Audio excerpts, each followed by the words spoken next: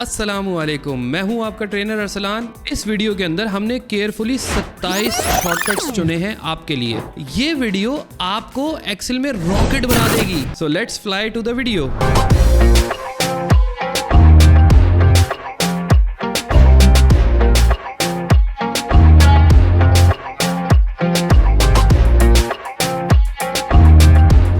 सारे शॉर्टकट्स को कुछ कैटेगरीज के अंदर डिवाइड किया है। तो सबसे पहली कैटेगरी हमारी है नेविगेशन की। एक्सेल के अंदर अगर आप किसी भी सेल को सेलेक्ट करके रखेंगे, जैसे मैंने अभी सेल ए को सेलेक्ट किया हुआ है और मैं कंट्रोल को होल्ड करके अपना राइट एरो दबाऊंगा, तो आप देखें कि वो लास्ट सेल के ऊपर जंप कर गया जहां तक उसको डेटा मिला है। इसी तरीके से अगर मैं कंट्रोल डाउन दबाऊंगा तो वो नीचे वाले लास्ट सेल को सेलेक्ट कर लेगा जहां तक डेटा है।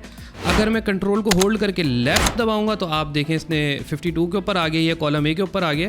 और अगर मैं कंट्रोल को होल्ड करके अप एरो दबाऊंगा तो आप देखें ये वापस से ऊपर आ गया है। अगर मेरे डेटा के बीच में कोई ब्लैंक कॉलम या ब्लैंक रो है, जैसे अभी आप देखें तो हायर डेट के बाद एक ब्लैंक कॉलम है, और अब अगर मैं कंट्रोल को होल्ड करके राइट एरो दबाऊंगा तो ये कंटिन्यूस डेटा जो उसको मिलता है, जैसे कॉलम ए से लेके इसको डेटा मिला है कॉलम ई तक, तो ये वहां तक नेविगेट करेगा, लास्ट सेल को सेलेक्ट करेगा करंट रो के लास्ट सेल को। इसी तरीके से अगर आप देखें तो यहाँ एक ब्लैंक रो ऐड हुई हुई है, और अगर अब मैं यहाँ से कंट्रोल डाउन एरो दबाऊंगा तो आप देखें इसने लास्ट जहां तक इसको डेट मिली है वहां तक सेलेक्ट किया, और जो ब्लैंक है उससे ऊपर का। अगर अब मैं दोबारा कंट्रोल होल्ड करके वापस से डाउन एरो दबाऊंगा तो अब आप देखें ये फर्स्ट सेल के ऊपर आया है, और अगर वापस से कंट्रोल डाउन दबाऊंगा तो आप देखें कि ये नीचे चला जाएगा, सबसे बॉटम पे चला जाएगा।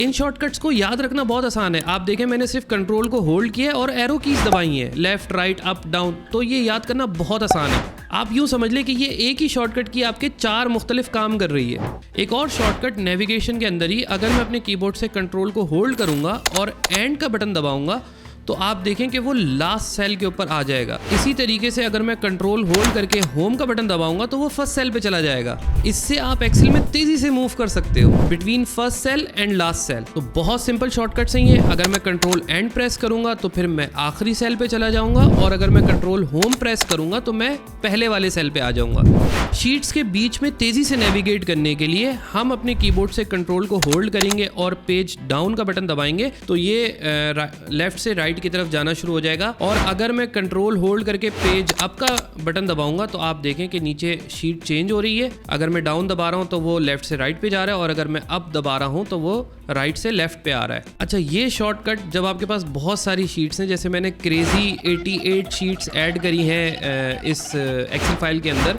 तो उस वक्त ये शॉर्टकट की शायद काम ना आए। तो आप क्या करें, आप सिंपल ये जो स्पेस आपको यहाँ नजर आ रहा है, यहाँ पर आप राइट क्लिक करें। जैसे ही आप राइट क्लिक करेंगे तो आप देखें यहाँ पर आपके पास लिस्ट ऑफ शीट्स नजर आ जाएगी। तो जो भी आपके काम की शीट है आप उसको क्विकली सेलेक्ट कर सकते हैं। मैं यहाँ से कैंसिल प्रेस करूंगा या अपने कीबोर्ड से एस्केप दबाऊंगा तो ये विंडो क्लोज हो जाएगी। इसके अलावा एक शॉर्टकट की और है नेविगेशन के अंदर, जो मैं आपको सिलेक्शन के बाद बताऊंगा। अगली कैटेगरी है हमारी सिलेक्शन की। हमने नेविगेशन तो सीख ली, लेकिन सिलेक्शन कैसे करेंगे क्विकली।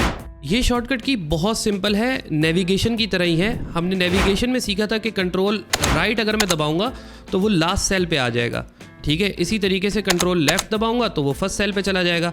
अगर मैं कंट्रोल और शिफ्ट दोनों को होल्ड करके राइट क्लिक दबाऊंगा तो आप देखें उसने सेलेक्ट कर लिया। इसी तरीके से अगर कंट्रोल को होल्ड करके शिफ्ट को होल्ड करके डाउन की दबाऊंगा तो आप देखें इसने पूरा कॉलम सेलेक्ट कर लिया जहां तक डेटा है। तो ये हमारे हो गए control shift right, control shift left, control shift up and control shift down. तो इससे आप डेटा को सेलेक्ट कर सकते हैं। एक शॉर्टकट की जो नेविगेशन की रह गई थी वो मैं अब आपको बताता हूं कि मैंने अपने कीबोर्ड से कंट्रोल को होल्ड किया है, शिफ्ट को होल्ड किया और डाउन की दबाई है। एम्प्लॉय आईडी का पूरा कॉलम सेलेक्ट हो गया है, लेकिन एम्प्लॉय आईडी मुझे नजर नहीं आ रहा कि किधर है, जो उसका हेडर कॉलम है।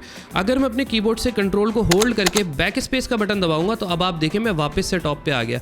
मेरी रेंज सेलेक्ट हुई हुई ऑलरेडी और मैं वापस से टॉप पे भी आ गया। तो ये कंट्रोल बैक स्पेस थी जो नेविगेशन की थी। मैंने बोला यहाँ बताऊंगा इन कीज के साथ ताकि आपको ज़्यादा अच्छे से समझ में आए कि कंट्रोल बैक स्पेस काम क्या करता है। डेटा के अंदर अगर मैं किसी भी सेल को सेलेक्ट करूंगा और फिर अपने कीबोर्ड से कंट्रोल को होल्ड करूंगा और ए प्रेस करूंगा तो आप देखें इसने मेरा सारा डेटा सेलेक्ट कर लिया है। अगर मैं माउस से स्क्रॉल करके आपको नीचे तक दिखाऊं तो ये देखें आपने, इसने नीचे तक सेलेक्ट किया हुआ है। अगर मैं कंट्रोल को होल्ड करके ए दबा रहा हूं तो ये सिर्फ डेटा सेलेक्ट कर रहा है, लेकिन अगर ए को दोबारा प्रेस करूंगा कंट्रोल को होल्ड करके तो आप देखें अब इसने पूरी शीट सेलेक्ट कर ली है। जिन सेल्स पे डेटा नहीं है वो सेल भी सेलेक्ट हो गए। किसी भी सेल को सेलेक्ट करके, जो मैंने माउस से आपको बताया था कि ये सेलेक्ट करता है, ये हमारा सेलेक्ट कर्सर है जिससे कॉलम हमारा सेलेक्ट हो जाता है।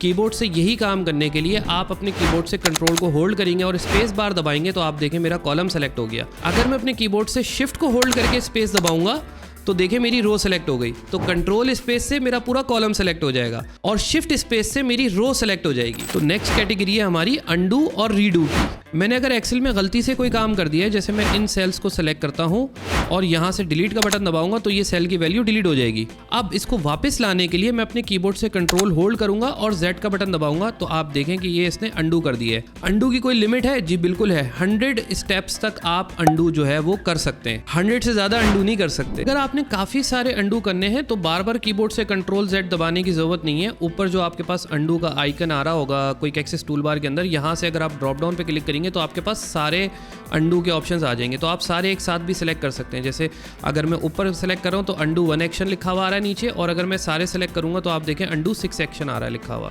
क्या कोई ऐसा काम है जो अंडू नहीं हो सकता? जी भाई बिल्कुल है। अगर आप शीट को डिलीट करेंगे और फिर कंट्रोल Z दबाएंगे तो शीट वापस नहीं आएगी। जैसे मैंने यहाँ पर एक शीट ऐड करी है, इसके ऊपर मैं राइट क्लिक करूंगा यहाँ से और शीट को मैं डिलीट करूंगा तो अब अगर मैं कंट्रोल Z दबाऊंगा तो शीट वापस नहीं आएगी। मैं कीबोर्ड से कंट्रोल Z दबा रहा हूँ, पिंग करके आवाज आ रही है लेकिन शीट नहीं आ रही वापस। तो शीट देख के डिलीट करना है, ये अंडू नहीं होगी। This is the worst. अगर अंडू को रिवर्स करना है तो मैं दबाऊंगा कंट्रोल Y। जैसे मैंने यहाँ पर जो है वो सेल को सेलेक्ट किया है, अब मैंने डिलीट किया है, और अगर अब मैं कंट्रोल Z दबाऊंगा तो सेल की वैल्यूज वापस आ जाएंगी। लेकिन अगर अब मैं सोच रहा हूँ कि इसको रिमूव करना है तो मैं कंट्रोल को होल्ड करके Y प्रेस करूंगा तो ये रीडू होगा। रीडू का ऑप्शन मुझे यहाँ पर ऊपर क्विक एक्सेस टूल बार में नजर भी आ रहा है। अगर मैं यहाँ देखूंगा तो आप देखें मेरे पास ये 2 एक्शंस आ रहे हैं क्लियर करने का, रीडू। अगर मैं इसको क्लियर पे सेलेक्ट करूंगा तो आप देखें ये वापस से चला गया। अगर मैं कंट्रोल Z दबाऊंगा तो ये वापस आ जाएगा, कंट्रोल Y दबाऊंगा तो ये चला जाएगा। तो नेक्स्ट कैटेगरी है हमारी डेटा इंसर्शन और डिलीशन की। अगर मैं कंट्रोल को होल्ड करके स्पेस दबाऊंगा तो आपको पता है कि ये कॉलम सेलेक्ट हो जाएगा, और अगर मैं कंट्रोल को होल्ड करके प्लस का बटन दबाऊंगा तो आप देखें ये इसने यहाँ पर एक कॉलम ऐड कर दिया। अगर मैं किसी रो को शिफ्ट स्पेस दबा के सेलेक्ट करूंगा और फिर कंट्रोल होल्ड करके प्लस दबाऊंगा तो आप देखें ये रो इसने नीचे ले गया और ऊपर इसने एक रो ऐड कर दी है, ब्लैंक रो। इसी रो को डिलीट करने के लिए मैं कंट्रोल को होल्ड करके माइनस दबाऊंगा तो ये डिलीट हो जाएगी। इसी तरह अगर मैंने कंट्रोल स्पेस दबाया है, कॉलम सेलेक्ट हो गया है, कंट्रोल प्लस दबाया है, कॉलम ऐड हो गया है, और अभी वो कॉलम सेलेक्ट है, मैं वापस से कंट्रोल होल्ड करके माइनस दबाऊंगा तो वो कॉलम डिलीट हो जाएगा। नेक्स्ट कैटेगरी हमारी है क्लिपबोर्ड ऑपरेशंस की।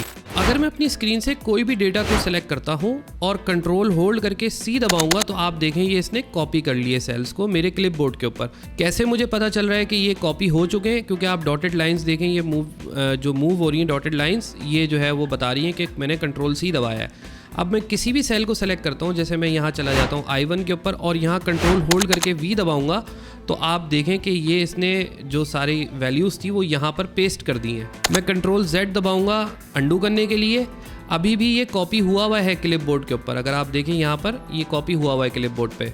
मैं वापस से आई सेल को सेलेक्ट करूँगा, लेकिन इस बार मैं कंट्रोल V नहीं, कंट्रोल को होल्ड करूँगा, शिफ्ट को होल्ड करूँगा और V दबाऊँगा तो आप देखें कि कंट्रोल V जब मैंने दबाया था तो उसने वो बॉर्डर फॉर्मेटिंग सारी चीज़ें ले ली थी, लेकिन अब कंट्रोल शिफ्ट V दबाया है तो सिर्फ वैल्यूज़ आई हैं। देखें डेट के फॉर्मेट भी नहीं आए, नंबर के फॉर्मेट भी नहीं आए।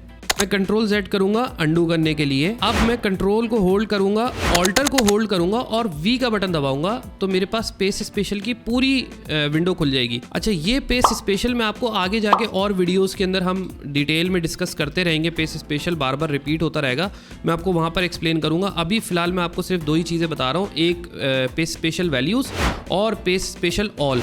तो ऑल जो है वो मेरा वही काम करेगा जो कंट्रोल V। अगर मैंने ऑल को सेलेक्ट किया है, ओके प्रेस करूंगा या कीबोर्ड से एंटर दबाऊंगा तो आप देखें सारी फॉर्मेटिंग आ गई।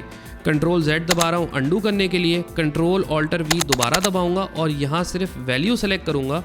माउस से भी कर सकता हूँ, और अगर मैं अपने कीबोर्ड से, जैसे मैंने अभी ये ऑल किया है, V दबाऊंगा अपने कीबोर्ड से तो आप देखें ये वैल्यूज़ पे आ जाएगा। एंटर प्रेस करूंगा तो अब आप देखें वो सारी वैल्यूज़ आई हैं, फॉर्मेटिंग नहीं आई। नेक्स्ट कैटेगरी हमारी है फॉर्मेटिंग एंड क्लियरिंग की। ये मैंने वहीं से डेटा उठा के वापस से कॉपी पेस्ट किया है यहाँ पर। अगर आप देखें ऊपर मेरे पास फॉर्मेटिंग भी आ रही है, बोल्ड और नीचे बॉर्डर बना हुआ है, और यहाँ मेरे पास डेटा आ रहा है। अगर मैं इन सारे सेल को सेलेक्ट करता हूँ, सेलेक्ट करने के बाद अपने कीबोर्ड से डिलीट का बटन दबाऊंगा तो मेरे पास सिर्फ डेटा डिलीट हुआ है, लेकिन फॉर्मेटिंग वगैरह सारी अपनी जगह पर वही है। मैं कंट्रोल Z कर रहा हूँ अंडू करने के लिए, लेकिन अब अगर मैं अपने कीबोर्ड से Alt+E+A दबाऊंगा तो आप देखें अब फॉर्मेटिंग भी चली गई और वैल्यूज़ भी चली गई। मैं वापस से कंट्रोल Z दबा रहा हूँ। मैं चाहता हूँ कि भाई डेटा नहीं जाए। मैंने गलती से पेस स्पेशल वैल्यू करना था, लेकिन मैंने कंट्रोल V दबा दिया और कंट्रोल Z दबाना भी भूल गया, और अभी कोई ऑप्शन भी नहीं है अंडू करने का। तो अब मैं क्या करूँगा, मैं खाली फॉर्मेट को रिमूव करने के लिए मैं अपने कीबोर्ड से Alt दबाऊंगा, E दबाऊंगा, A दबाऊंगा एंड फिर F दबाऊंगा। तो आप देखें मेरे पास सारे फॉर्मेट्स रिमूव हो गए, लेकिन डेटा मेरा वहीं का वहीं है। अगर मैं Alt को होल्ड करूंगा, E दबाऊंगा, A दबाऊंगा, A दबाऊंगा तो वो सारी चीज़ें रिमूव हो जाएंगी। अब मेरा डेटा भी रिमूव हो गया, फॉर्मेटिंग भी रिमूव हो गई। इन शॉर्टकट्स के अलावा भी कुछ शॉर्टकट्स हैं जो इंशाल्लाह हम फ्यूचर वीडियो में देखेंगे, लेकिन आज की वीडियो में इतना ही। मैं इंशाल्लाह मिलता हूं आपसे अगली वीडियो में। मैं उम्मीद करता हूं कि आप इन शॉर्टकट्स को आराम से जो है वो याद कर लेंगे, इनकी प्रैक्टिस करेंगे तो आप एक्सेल में इंशाल्लाह तेज़ हो जाएंगे, चीते हो जाएंगे बिल्कुल। अगर आपको ये वीडियो अच्छी लगी तो चैनल को सब्सक्राइब ज़रूर करें, लाइक का बटन दबाएं और कमेंट में अपना फीडबैक ज़रूर दीजिएगा। मुझे, मेरी फैमिली को और मेरी टीम को अपनी दुआओं में ज़रूर याद रखिएगा। अल्लाह हाफिज़।